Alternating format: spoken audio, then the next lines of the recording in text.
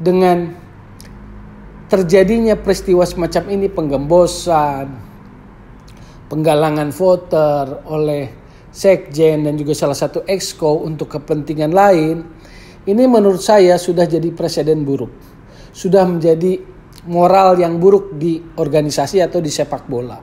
Nah, maka saya mendorong pertama adalah komite etik harus turun tangan. Komite etik PSSI harus turun tangan terkait perilaku ini supaya tidak terjadi lagi perilaku-perilaku yang buruk seperti ini. Jadi harus turun tangan segera, dan kemudian menurut saya ketua umum harus ambil.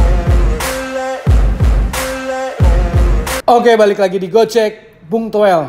Masih tentang isu yang lagi hangat-hangatnya, soal penggembosan yang dilakukan oleh Sekjen PSSI Yunus Nusi lah, karena semua orang udah tahu Sekjen PSSI siapa, dan salah satu exco PSSI JR itu Juni Rahman, karena kan asprof yang dikumpulin kan asprof dari Sumatera, kan Juni Rahman juga adalah exco PSSI yang dari Sumatera.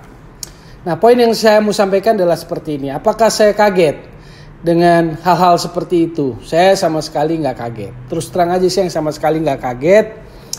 Malah itu makin menegaskan asumsi-asumsi saya atau analisis saya dengan perkembangan terakhir yang terjadi pada PSSI. Apa itu?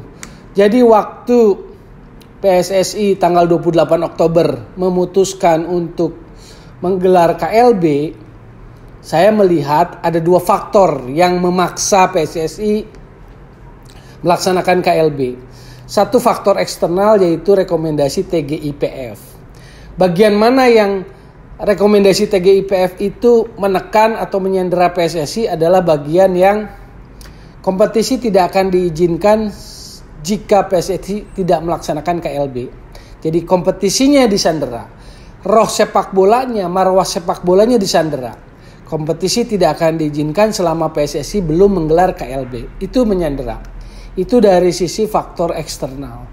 Nah, tetapi saya menganggap bahwa tekanan itu bukan cuma dari faktor eksternal, tetapi juga ada kasakusuk internal.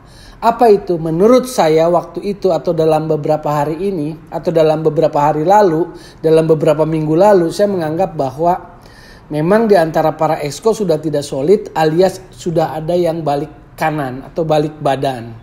Balik badan maksudnya sudah mencoba mencari-cari penyelamatan diri lah, cari skoci, merapat ke calon ketua umum yang mau maju gitu loh. Jadi buat saya faktornya dua, faktor eksternal dan faktor internal. Di internal sendiri sudah nggak solid exco-nya, sudah balik badan, sudah ada yang balik kanan. Dan kejadian Jumat 23 Desember di FX Senayan itu, dengan dikumpulkannya atau ada penggalangan voter, dalam hal ini adalah voter dari Asprof, dalam hal ini adalah Asprof Sumatera oleh Sekjen PSSI Yunus Nusi dan salah satu exco PSSI Juni Rahman, itu makin menegaskan bahwa memang keputusan KLB itu didorong oleh dua faktor itu, eksternal dan internal. Jadi terjadilah apa yang namanya kalau dalam bahasa sederhananya adalah pengkhianatan, penggembosan dari dalam. Ini moral yang tidak baik dalam organisasi olahraga. Dalam hal ini adalah organisasi sepak bola, PSSI. Ini bukan moral yang baik terhadap siapapun ketua umumnya. Jadi persoalannya adalah bagaimana sebuah organisasi olahraga dibangun kalau tidak berdasarkan prinsip-prinsip yang benar gitu loh. Itu poinnya. Nah, jadi dengan kejadian semacam ini, dengan sudah terbukanya atau dengan terjadinya peristiwa semacam ini, penggembosan, penggalangan voter oleh sekjen dan juga salah satu exco untuk kepentingan lain, ini menurut saya sudah jadi presiden buruk. Sudah menjadi moral yang buruk di organisasi atau di sepak bola.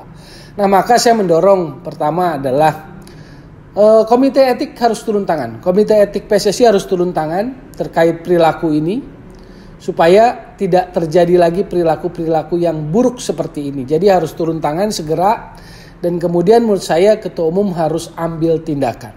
Harus ambil tindakan terhadap sekjen PSSI dan juga exco PSSI yang terlibat di kasakusuk manuver busuk ini. Jadi poinnya itu buat saya.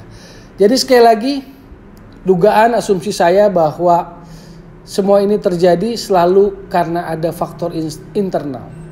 Eksternal ada tekanan, ada sandera terhadap sepak bola, ada sandera terhadap kompetisi. Internal memang sudah balik badan. Lalu terjadilah KLB, dan menjelang KLB selalu terjadi kasakusuk, manuver busuk, dan ini bukan moral yang baik dalam olahraga, terutama dalam sepak bola. Apalagi di saat kita sedang atmosfer yang butuh soliditas. Melihat timnas sedang berjuang di Piala AFF, akan menghadapi Thailand dalam pertandingan yang sangat menentukan untuk lolos ke semifinal. Meski masih ada pertandingan lawan Filipina, tapi pertandingan lawan Thailand selalu penting. Artinya apa? Saat konsentrasi kita ingin timnas kita bagus, harusnya atmosfernya pun menjadi sesuatu yang positif. Atmosfer di sekeliling timnasnya. Itu saja tambahan penjelasan dari saya terkait kasus atau isu paling hangat yang sedang terjadi di atmosfer sepak bola Indonesia. Sekali lagi saya ingatkan, jadi solusi bukan polusi sepak bola, dan tetap digocek Bung Toel.